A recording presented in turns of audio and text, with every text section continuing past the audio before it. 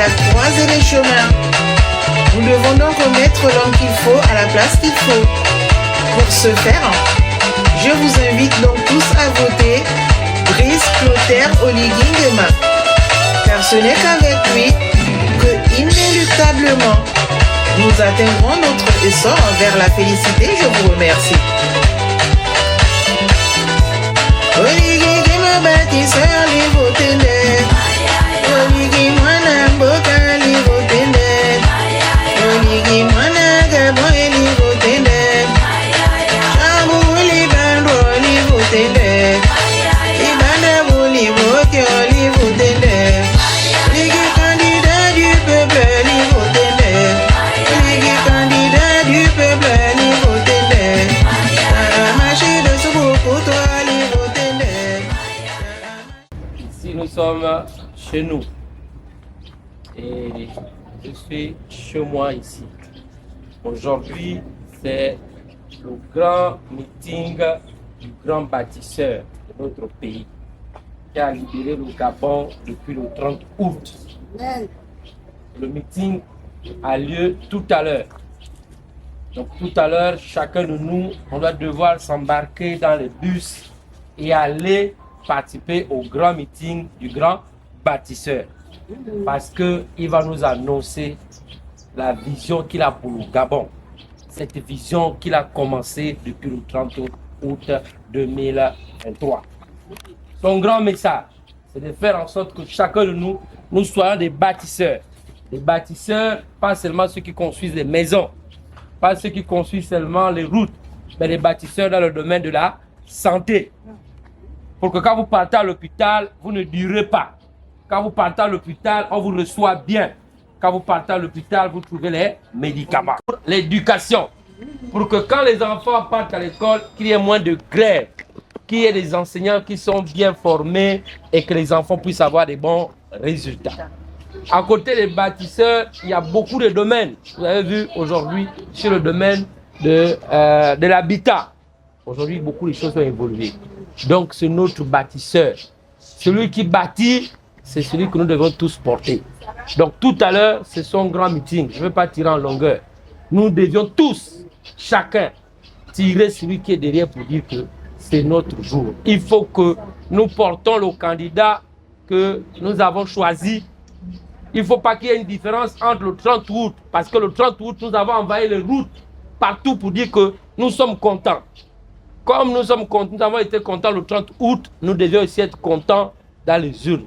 Il faut que le taux d'abstention diminue au maximum le 12 avril. Même celui qui ne veut pas aller voter, vous devez le réveiller. Vous l'accompagnez, votez. Est-ce que vous comprenez? Ami, c'est votre enfant qui est devant vous. On s'est lancé dans la course depuis un bon moment, mais on a été visible à partir de 2023. Avant ça, il y a eu des actions qui ont été menées de façon isolée. Et à partir de 2023, pour l'élection législative et locale, on s'est présenté. Maintenant, aujourd'hui, on vient parce qu'on est derrière le porteur du message de la libération de notre pays. Papa Oligui Nguema est l'homme qu'on soutient aujourd'hui. Et nous savons que si vous êtes avec nous et nous sommes avec Oligui, c'est que nous sommes tous avec Papa Oligui. Donc le message qu'on véhicule ce jour, c'est déjà vous remercier parce que au-delà du fait qu'on soit vos enfants, vous n'étiez pas obligé de voter pour nous. C'est notre message qui vous a amené à être sensible et à vous dire on va accompagner nos enfants pour l'élection passée. Aujourd'hui, on revient avec le message selon lequel nous sommes tous derrière Oligui. Il faut qu'on fasse un, il faut qu'on lui donne la force de s'asseoir au fauteuil qu'il a provisoirement. Donc le 12 avril, allons-y aux urnes et votons 100% pour le candidat Oligui Nguema. Nous tous, nous sommes en train de voir ce qu'Oligui a pu faire. Il n'y a pas quelqu'un qui va dire que non, en 18 mois, ce qu'il a pu faire, vraiment, c'est extraordinaire. Donc, on n'a pas de choix que lui donner la place qu'il mérite. Donc, nous tous, nous devons combattre pour que le soir du 12, ce champion, ce bâtisseur, ce grand homme puisse redonner l'éclat au Gabon. Parce que le Gabon, à un moment, on a sombré. On savait que là, c'était plus bon avec le PDG. C'est pas que tous les PDG sont mal gérés, mais avec Oligui, c'est mieux.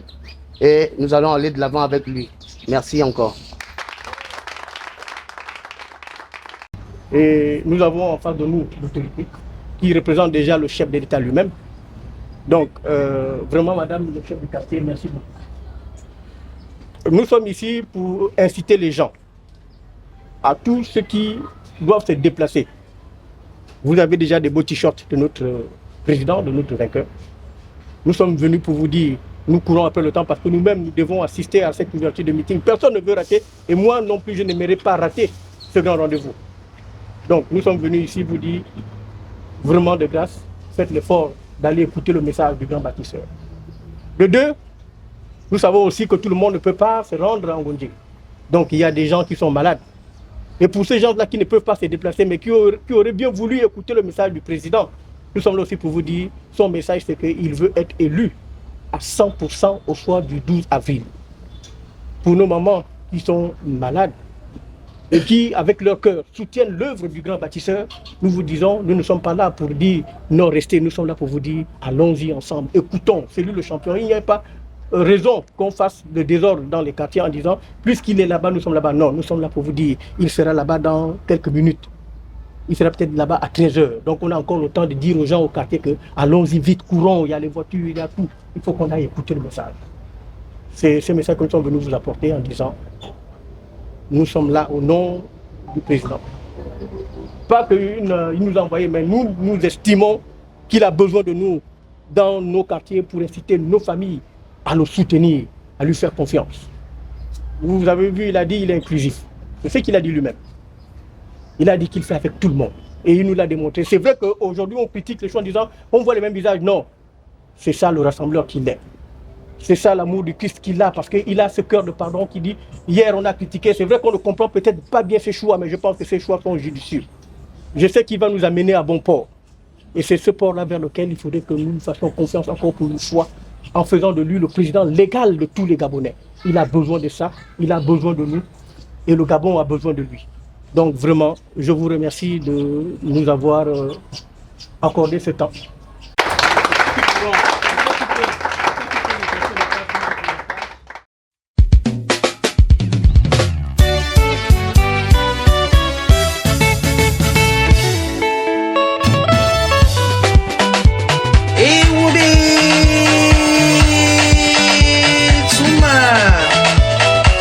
Gabonaises et Gabonais, comme j'aime à le dire, nous sommes arrivés à la croisée des chemins.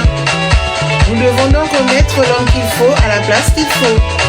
Pour ce faire, je vous invite donc tous à voter Brice Clotaire Oligui Nguema, car ce n'est qu'avec lui que, inéluctablement, nous atteindrons notre essor vers la félicité. Je vous remercie.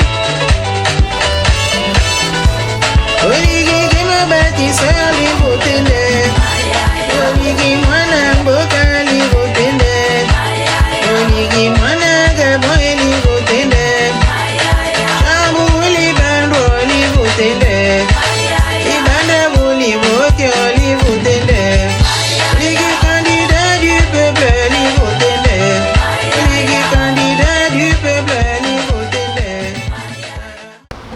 Je ne suis que Mabouanga, le chef de quartier. C'est moi qui vous remercie. Parce que je pense que depuis que les choses ont démarré pour soutenir notre candidat à tous, parce qu'on ne va pas se cacher, même si nous faisons partie de la muette en tant que chef de quartier, mais j'ai l'habitude de dire que c'est mon candidat. Et puis je n'ai pas honte de le dire, je n'ai pas peur, je ne fais pas la politique parce que nous sommes apolitiques en tant que chef de quartier. Mais le souhait de Mme Bouanga ici présente, comme vous avez si bien dit tout à l'heure, vous êtes là pour vous occuper des gens du troisième âge. Nous étant des personnes déjà du troisième âge, notre souhait, étant donné que nous faisons partie d'une corporation qu'on appelle les chefs de quartier, les chefs de regroupement, les chefs de village, les chefs de canton, est que vous allez être notre porte-étendard auprès du président de la République. Moi, je l'appelle déjà président de la République parce que je sais que de facto, il va avoir cette... Vous allez être notre porte-étendard parce qu'il y a longtemps que nous avons crié, nous avons gémi.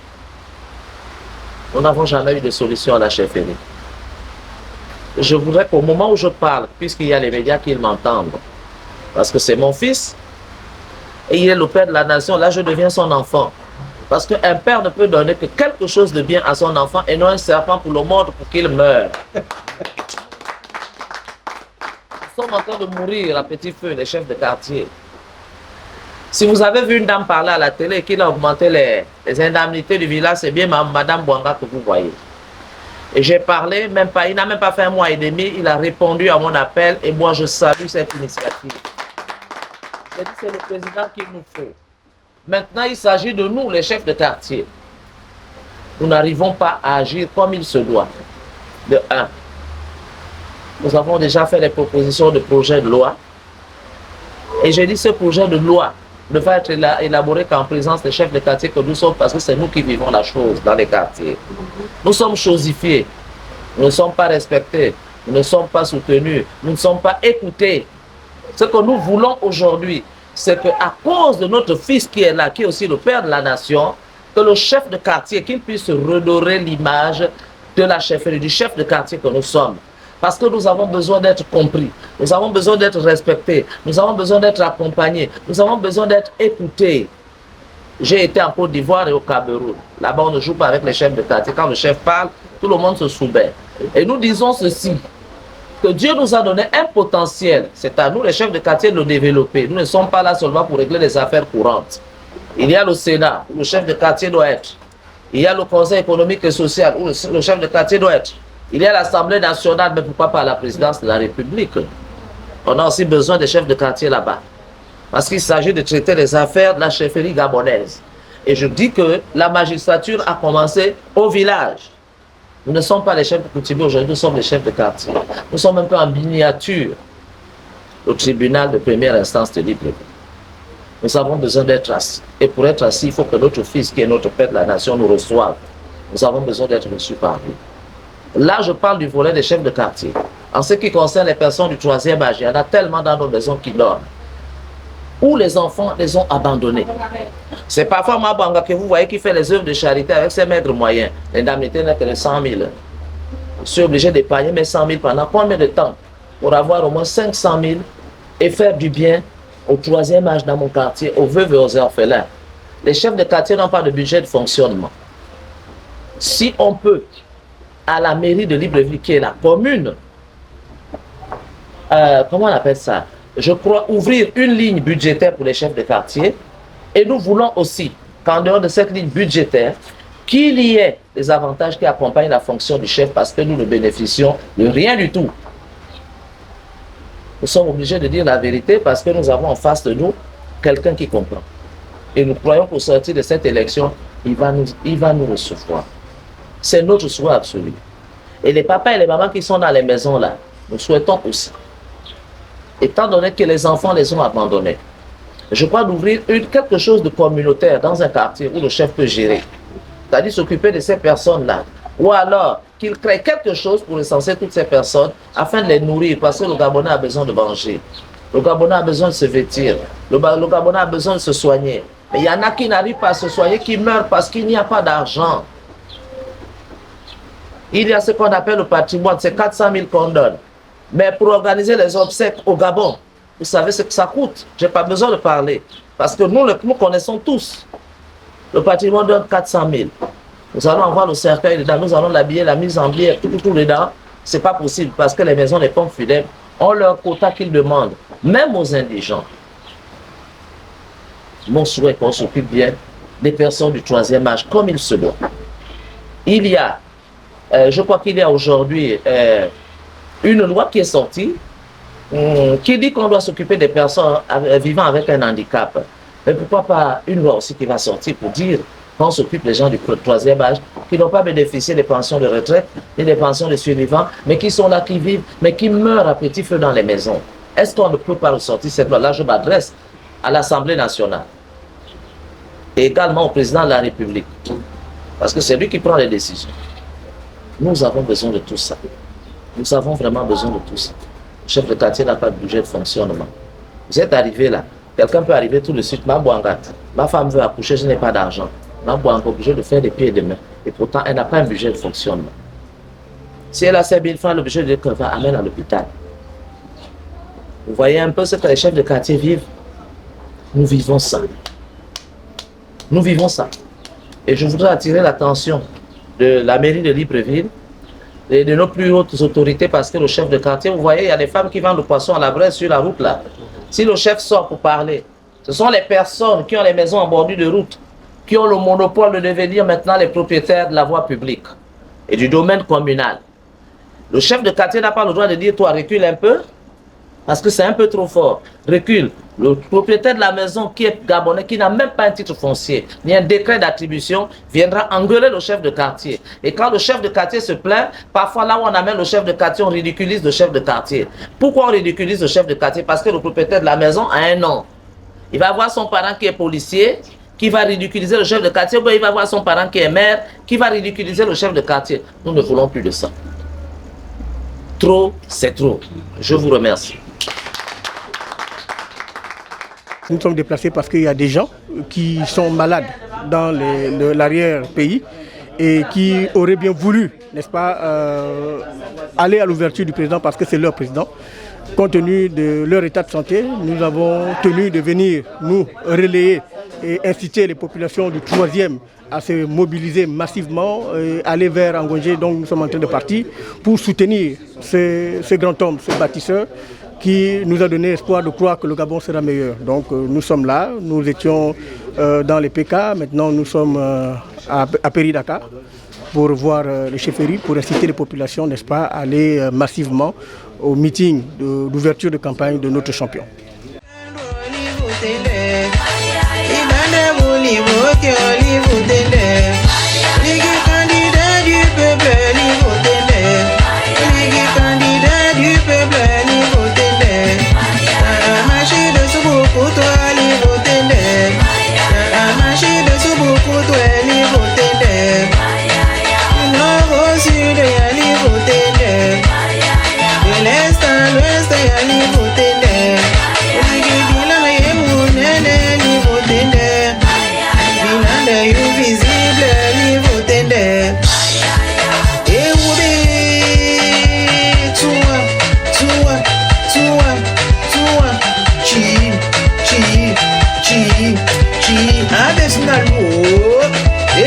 Marcelin Alinou de la télévision régionale, l'homme qui a atteint les sommets du professionnalisme.